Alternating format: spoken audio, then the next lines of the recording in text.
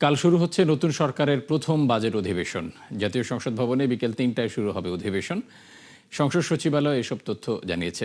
রাষ্ট্রপতির আদেশ জারির পর অধিবেশন পরিচালনায় প্রয়োজনীয় সব প্রস্তুতি নেওয়া হয়েছে বলে জানিয়েছে সংসদ সচিবালয়। এই অধিবেশনে উপস্থাপন ও পাশ হবে নতুন অর্থ বছরের বাজেট।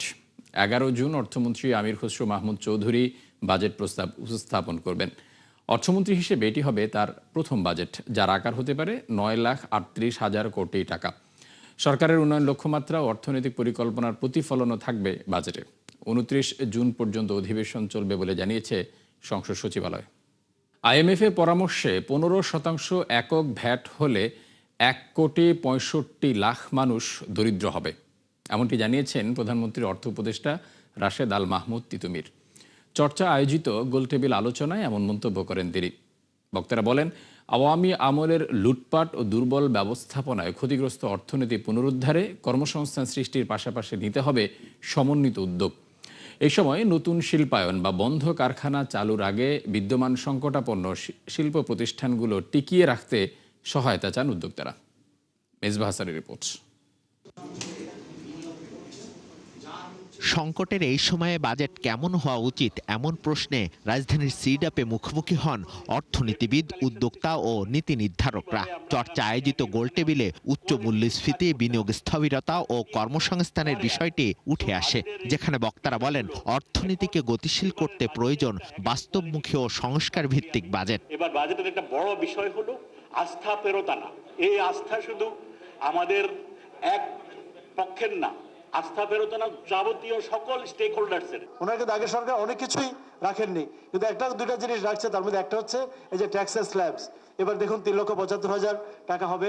এ সময় কর ব্যবস্থায় হয়রানি কমাতে প্রশাসনিক সংস্কারের পাশাপাশি ডিজিটালাইজেশনে মত দেন নীতি নির্ধারকরা।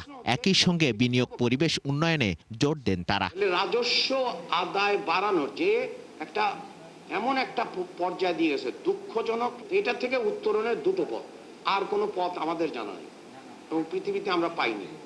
একটা হচ্ছে যে অর্থনীতি যদি গতি সঞ্চারিত হয়, অর্থনীতি যদি সম্প্রসারিত হয়, তাহলে কর্মসংস্থান বাড়বে। কর্মসংস্থান যদি বাড়ে, যেটা প্রগতিশীল কর কাঠামো গড়ে উঠবে। ৩ মাসের মধ্যে সরকারের যতগুলো উদ্যোগ দেখা যাচ্ছে এবং আগামী বাজেটের মধ্যে তার যে প্রতিফলনটা থাকবে, সেটা মানে একটা বড় ধরনের শিফট। এদিকে উচ্চ সুদহার ও জ্বালানি সংকটে টিকে থাকা কঠিন বলছেন উদ্যোক্তারা। দাবি জানান নতুন শিল্পায়ন কিংবা বন্ধ কারখানা চালুর আগে বিদ্যমান সংকটপূর্ণ প্রতিষ্ঠানগুলোকে সহায়তার। চলমান ফ্যাক্টরিগুলি যেগুলি মানে মরে মরে অবস্থায় আছে, এদেরকে কি বাঁচিয়ে রাখার জন্য কোনো উদ্যোগ নাই? যেগুলি বন্ধ হয়ে যাওয়ার উপক্রম হয়েছে, আগে এদেরকে বাঁচান। এদের বাঁচানোটা সহজ। অর্থনীতিবিদদের মতে শুধু কর ভিত্তি সম্প্রসারণ দিয়েই অর্থনীতি পুনরুদ্ধার সম্ভব নয়, এজন্য প্রয়োজন সমন্বিত উদ্যোগ। আমি বাজেট 9,30,000 কোটি দেই বা আগের জায়গায় 7,98,000 কোটি রাখি, আমার হেলথের বাজেট আমি ডাবল করি আর এডুকেশনের ডাবল করি বা ইনফ্রাস্ট্রাকচার ডাবল করি, সবই ভেস্তে যায় অর্থ বছরের শেষের দিকে বাস্তবায়নের সক্ষমতার অভাবে। আলোচনায় গুরুত্ব পায় কৃষি খাত। বাজেটে কৃষি বরাদ্দ দ্বিগুণ করার পাশাপাশি গ্রামীণ অর্থনীতিতে বিনিয়োগ বাড়ানোর আহ্বান জানান খাত সংশ্লিষ্টরা। মনিটাইজ করা সম্ভব। মেজবাহ হাসান, ৭১, ঢাকা। গেল ১.৫ দশকে বাজেটে মাত্র ২০% দাবি আদায় হয়েছে দেশের ক্ষুদ্র ও মাঝারি উদ্যোক্তাদের। অতিরিক্ত কর হার ও ব্যাংক ঋণের অনিশ্চয়তায় বন্ধ হয়ে গেছে বহু কারখানা। এতে কর্মসংস্থান হারিয়েছেন কয়েক লাখ মানুষ। তাই আসছে বাজেটে কর হার কমিয়ে উপযোগী নীতিমালা প্রণয়নের দাবি জানিয়েছেন খাত সংশ্লিষ্টরা। আর কঠিন সময় অব্যাহতি সুবিধা বাড়ানোর পরামর্শ বিশ্লেষকদের। রাকিব আল জাবেদের রিপোর্ট, ক্যামেরায় ছিলেন আব্দুর রশিদ। হাজারীবাগের এই চামড়ার দোকানগুলো এখনও পুরোপুরি জমে ওঠেনি ঈদের পর, তাই অনেকটাই অলস সময় পার করছেন ব্যবসায়ীরা। শেরেবাংলা রোডের এই গলিতে দীর্ঘ 2 দশক ধরে ব্যবসা করছেন রফিকুল ইসলাম। সময়ের সাথে সাথে কর্মচারী, দোকান ও কারখানার পরিধি বাড়লেও লাভের অংশ কমেছে গেল কয়েক বছর ধরে। বললেন, দিন দিন কঠিন হয়ে উঠছে কর কাঠামো, তাই আসছে বাজেটে সহায়তার দাবি তার। লাইসেন্সের ক্ষেত্রে, ব্যাটের ক্ষেত্রে এবং হচ্ছে আপনার বিজনেসের যত রকমের ফ্যাসিলিটি আছে এটা আমাদেরকে দিলে হয়তো আমরা আরও জিনিসটা গ্রো করতে পারবো। ভাগ্যবদলের আশায় প্রায় এক দশক আগে রাজধানীতে পাড়ি জমান রংপুরের রতনচন্দ্র পাল বছর চারেক বিভিন্ন এলাকা ঘুরে তৈজসপত্রের দোকান নিয়ে স্থায়ী হন ধানমন্ডিতে। তার মতে ব্যয় বাড়লেও 2 বছরে ব্যবসা কমেছে 60% পর্যন্ত। তাই বাজেট ঘিরে তার প্রত্যাশা ব্যবসা পরিচালনায় প্রয়োজনীয় সহায়তা। অনেক মানুষ এর সাথে জড়িত গ্রামে গঞ্জে বিভিন্ন জায়গায়, সেক্ষেত্রে তাদেরকে চালানোর জন্য হলো আমাদের সরকারের কাছ থেকে অন্তত কিছু একটা আমরা আশা করতে পারি। এসএমই ফাউন্ডেশনের হিসাবে বাজেট ঘিরে গেল 1.5 দশকের ক্ষুদ্র মাঝারি উদ্যোক্তাদের প্রত্যাশা পূরণ হয়েছে মাত্র 20%। ফলে দিন দিন কঠিন হয়ে উঠছে ব্যবসা চালানো। তাই আসছে অর্থ বছরে 2000 কোটি টাকার বিশেষ বরাদ্দ চায় সংস্থাটি। পাশাপাশি মূসক অব্যাহতির দাবি রপ্তানিমুখী পণ্যের উপর থেকে। 5 কোটি টাকা পর্যন্ত ভ্যাটের কোনো আমাদের এসএমই উদ্যোক্তাদের জন্য যাতে ভ্যাট অব্যাহতি দেয়া যায় সেই প্রস্তাবনা আমরা উপস্থাপন করেছি। আমাদের যে ফান্ড সরকার দিয়েছে এই ফান্ড আসলে সাফিসিয়েন্ট না, এখানে আরও বেশি ফান্ডের প্রয়োজন আছে। 2000 কোটি টাকা দেয়া হলেও আমরা ক্লাস্টার ভিত্তিক বা সেক্টর ভিত্তিক এসএমই উদ্যোক্তা যারা আছে তাদেরকে একটু ঋণের আওতায় নিয়ে আসতে পারবো। দীর্ঘদিন ধরেই তৈরি হচ্ছে না প্রত্যাশিত কর্মসংস্থান। তাই অর্থনীতিকে গতিশীল করার স্বার্থেই অতি ক্ষুদ্র মাঝারি উদ্যোক্তাদের সর্বোচ্চ সুবিধা নিশ্চিতের পরামর্শ দিয়েছেন এই অর্থনীতিবিদ। আমাদের মতো দেশে কর্মসংস্থান বলেন, উৎপাদন বলেন, তারপরে রপ্তানি খাত বলেন, প্রতিটি খাতে কিন্তু এই খাতটা একটা বড় ভূমিকা পালন করতে পারে। এই খাতটাকেই কিন্তু আমাদেরকে সবচেয়ে বেশি জোর দিতে হবে, বিশেষ করে আমাদের কর্মসংস্থান সৃষ্টি এবং অন্যান্য উৎপাদন বৃদ্ধি ক্ষেত্রে। এসএমই খাতের বিকাশে নির্বাচনী প্রতিশ্রুতি বাস্তবায়নে সরকারকে আরও উদ্যোগী হওয়ার কথা বলছেন খাত সংশ্লিষ্টরা। অর্থনীতির পাইপলাইন বলা হলেও বরাবরই সরকারের নানা সুযোগ সুবিধা থেকে বঞ্চিত হন দেশের ক্ষুদ্র মাঝারি শিল্পোদ্যোক্তারা। প্রণোদনা, বাজেট কিংবা সহায়তা সব জায়গাতেই বরাবরই উপেক্ষিত থাকে এসব উদ্যোক্তাদের ভাগ্য। তাই আসছে বাজেটে নির্বাচনী প্রতিশ্রুতির যথাযথ বাস্তবায়ন চান খাত সংশ্লিষ্টরা। রাকিব আল জাবেদ, 71, ঢাকা।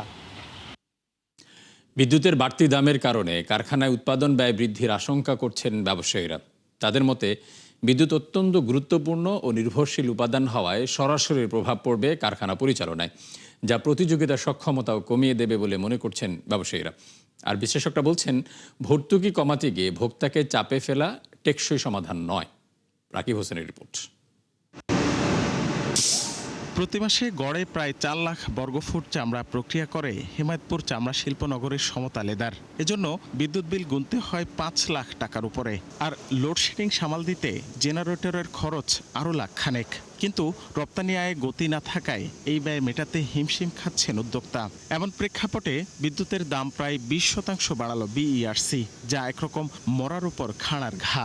এই যে বিদ্যুতের বিলটা বাড়ছে, এইটা কিন্তু আমার কষ্টের সাথে যোগ হবে। যোগ হলে আমার কস্টিং আরও বেড়ে যাবে, কিন্তু আমার সেলস প্রাইসটা বৃদ্ধি করার কোনো সুযোগ এই মুহূর্তে আমার নাই। সুতরাং আমি লস করব। তথ্যমতে চামড়া খাতে জ্বালানি চাহিদার 80%ই বিদ্যুৎ নির্ভর, যার প্রায় পুরোটাই আসছে জাতীয় গ্রিড থেকে। শুধু চামড়া নয়, প্লাস্টিক, পোশাক সহ সব ধরনের শিল্প কারখানায় বিদ্যুতের চাহিদা রয়েছে। উদ্যোক্তারা বলছেন বাড়তি দামের কারণে পাল্লা দিয়ে বাড়বে উৎপাদন ব্যয়। এতে প্রতিযোগিতার সক্ষমতা কমবে আরও এক ধাপ। যদি আরবি লাইন দিয়ে যদি আমি কনজিউম করি 10 টাকা 11 টাকায় করে নিয়ে, তাও একদম ছোট ইন্ডাস্ট্রি ইলেকট্রিক বিল আসবে 4 থেকে 5 লক্ষ টাকা। এখন তার উপরে যদি আপনি 20% বাড়ান, তো আরও 1 লক্ষ টাকা আপনি বাড়াই দিলেন শুধু বিদ্যুৎ বিল বাবদ। তো এটা আমাদের উপরে মারাত্মক একটা এফেক্ট আসবে। হ্যাঁ, এটা ইন্ডাস্ট্রির উপরে কম্পিটিটিভনেস হারাবে, সব কিছু হারাবে। লবণযুক্ত চামড়াকে যখন আমি প্রসেসে দেই, তখন এটা কিন্তু 72 ঘন্টা কন্টিনিউ একটা প্রসেসের ভিতরে থাকে। এর মধ্যে আমার নিরবিচ্ছিন্ন বিদ্যুৎ প্রয়োজন। এখানে কিন্তু বিদ্যুতের আপনার যদি বন্ধ হয়ে যায় বিদ্যুৎ সরবরাহ, তাহলে আমার কিন্তু এই চামড়াগুলি হাই রিস্কে চলে যায়। আমি জেনারেটর ইউজ করতে পারি, কিন্তু জেনারেটর ইউজ করা মানে আমার কস্টিং আরও দ্বিগুণ হয়ে যাওয়া। বিশেষজ্ঞরা বলছেন আমদানি ব্যয় ও ভর্তুকির চাপ সামাল দিতে গিয়ে ভোক্তার কাঁধে খরচের বোঝা চাপিয়েছে সরকার, যা টেকসই সমাধানের পথ নয়। বিইআরসি যেভাবে একপেশীয়ভাবে এই সিদ্ধান্তটি নিল, এটি দুঃখজনক। আমরা মনে করি যে সরকারের ওই কাঠামোগুলো যাতে পরিষ্কার হয়, যে সরকার বিকল্প অন্যান্য জায়গার মাধ্যমেও ব্যবসায়ীদের উৎপাদন ব্যয় কমানোর জন্য যাতে সচেষ্ট থাকেন। আমার অনুমান হলো যে 1 বছরের এই বিদ্যুৎ দাম বৃদ্ধির কারণে মূল্যস্ফীতি 1% মতো বেড়ে যেতে পারে 1 বছরের মধ্যে। তো ওইটা একটা দিক, যে এর ফলে সাধারণ মানুষের উপর এমনিই মূল্যস্ফীতি উচ্চ পর্যায়ে আছে, বোঝাটা আরও বাড়বে।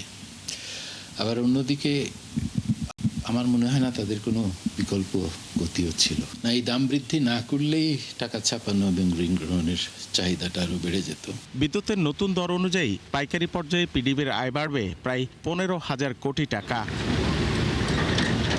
রাকিব হোসেন, 71, ঢাকা। হাজারীবাগ থেকে সাভারে স্থানান্তরের পর 80% ট্যানারি ঋণ খেলাপি হয়ে পড়েছে। পাশাপাশি প্রতি বছর নষ্ট হচ্ছে প্রায় অর্ধেক চামড়া। গবেষণা সংস্থা পিপিআরসির অনলাইন আলোচনায় উঠে এসেছে এসব তথ্য। ট্যানারি মালিকদের অভিযোগ, ইচ্ছাকৃতভাবে চামড়া শিল্প নগরীর বর্জ্য শোধনাগার কার্যকর করেনি পতিত সরকার, যার সুফল পেয়েছে প্রতিবেশী দেশ ভারত। মইনুল হাসান জানাচ্ছেন বিস্তারিত। কাঁচা চামড়ায় স্বয়ংসম্পূর্ণ হওয়ার পরও চামড়াজাত পণ্যের রপ্তানি আটকে আছে $1 বিলিয়ন ঘরে। সংকট এতটাই যে রপ্তানির শর্ত মানতে করতে হচ্ছে কাঁচা চামড়া আমদানি। ঋণ ও দেনার দায়ে ডুবছেন উদ্যোক্তারা। বেসরকারি গবেষণা সংস্থা পিপিআরসি আয়োজিত ওয়েবিনারে ব্যবসায়ীরা অভিযোগ করেন, সম্ভাবনাময় এই খাতকে স্বেচ্ছায় ধ্বংস করেছে আওয়ামী সরকার, যার সুবিধা পেয়েছে প্রতিবেশী ভারত। তারা জানান, 2017 সালে সাভারে ট্যানারি স্থানান্তরের পর থেকে এই খাতের সক্ষমতা কমেছে ব্যাপকভাবে। জটিল কর কাঠামোর কারণেও এই খাতে হচ্ছে না প্রত্যাশিত বিনিয়োগ। এই লেদার সেক্টরও একটা গিফট ভারতকে দেওয়া। This one gift.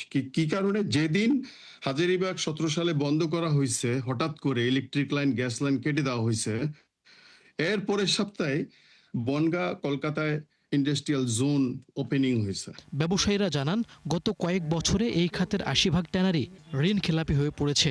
অর্থ সংকট সহ নানা কারণে ঠিক মতো কাঁচা চামড়া সংগ্রহ করতে পারছেন না তারা।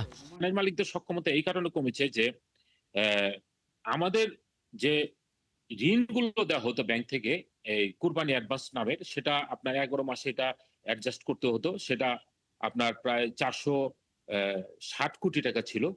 সেটা কিন্তু 17 সালের পরে আপনার ফ্যাক্টরিগুলো আপনার ক্লাসিফাইড হতে হতে হতে হতে সেটা আপনার কিন্তু নেমে আসছে 80%-এ।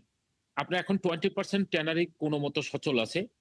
অর্থনীতিবিদরা জানান, পরিবেশগত মান সনদের অভাবে রপ্তানি বাজারে চাহিদা নেই বাংলাদেশের চামড়া ও চামড়াজাত পণ্যের। এত বড় একটা ইন্ডাস্ট্রি না, আপনার 40,000 কোটি টাকার ডোমেস্টিক ইন্ডাস্ট্রি এবং 20,000 কোটি টাকার গ্লোবাল ইন্ডাস্ট্রি, 60,000 কোটি টাকার একটা ইন্ডাস্ট্রি, 200 কোটি টাকার একটা সেন্ট্রাল ইটিপি করার প্রজেক্ট নিয়ে শুরু হয়েছিল, যেটা উনি ঠিকই বলেছেন এটা 1200 কোটি টাকা গেছে। এখনো পর্যন্ত আমরা এই যে আমাদের যে 25,000 যে কিউসেকের যে আমাদের ক্যাপাসিটি দরকার, এটা আমরা করতে পারি না। সাভার চামড়া শিল্প নগরীর বর্জ্য ব্যবস্থাপনা সমস্যার সমাধানে সরকারকে দ্রুত পদক্ষেপ নেওয়ার পরামর্শ দেন হোসেন জিল্লুর রহমান। এই যে হাজারীবাগ থেকে শিফট করাবার জন্য অন্যতম একটা আর্গুমেন্ট ছিল বুড়িগঙ্গা বাঁচাতে হবে। 10 বছর পরে বুড়িগঙ্গা শেষ, ধলেশ্বরীও শেষের পথে। মইনুল হাসান, 71, ঢাকা। পুঁজিবাজারে অতীতের অনিয়ম ও ব্যর্থতার নিরপেক্ষ তদন্তের দাবি জানিয়েছেন বিনিয়োগকারীরা। পাশাপাশি নতুন কমিশনকে 100 দিনের পরিকল্পনা তুলে ধরার আহ্বান জানান তারা।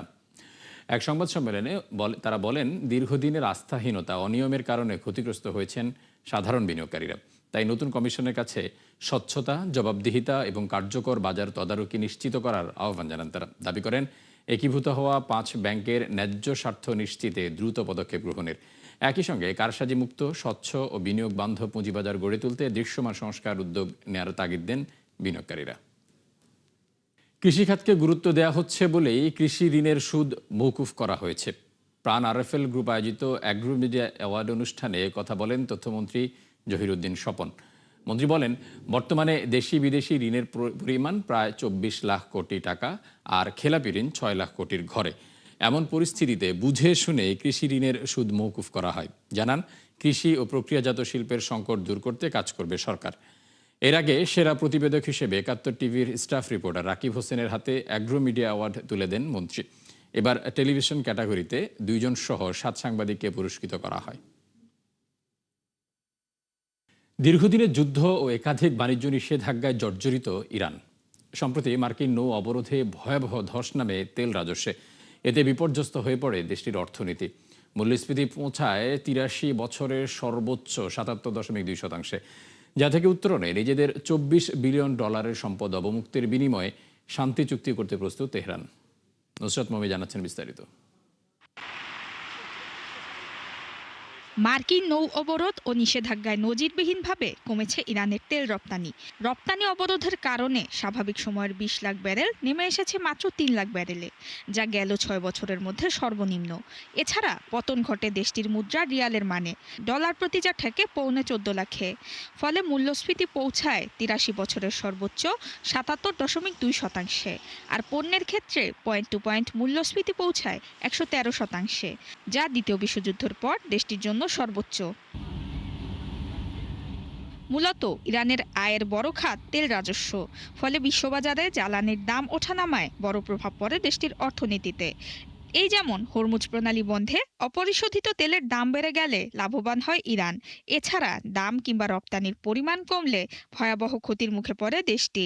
তথ্য বলছে, মার্চে তেল খাত থেকে ইরানের আয় ছিল $5.13 বিলিয়ন। নৌ অবরোধে রপ্তানি কমে যাওয়ায় মে মাসে যা নেমে আসে মাত্র 837 মিলিয়নে, মার্চের তুলনায় যা 84% কম। ফলে গেল 2 মাসে দেশটির সম্ভাব্য ক্ষতির পরিমাণ দাঁড়ায় প্রায় $5.8 বিলিয়ন। সাম্প্রতিক নৌ অবরোধ, যুদ্ধ, দেশজুড়ে সরকার বিরোধী বিক্ষোভ, ভর্তুকি তুলে নেওয়া ও মজুরি বৃদ্ধি, এই 5-এর সমন্বয় কঠিন সংকটে ফেলেছে ইরানের অর্থনীতিকে। এছাড়া বন্দর অবরোধের কারণে বিকল্প স্থলপথে পণ্য আমদানিতে বাড়তি খরচের পাশাপাশি সরবরাহ সংকটে পণ্য মজুদের মতো ঘটনা অর্থনীতিকে আরও বিপর্যস্ত করেছে। ফলে মূল্যস্ফীতির পাশাপাশি বাড়ছে দারিদ্র্য।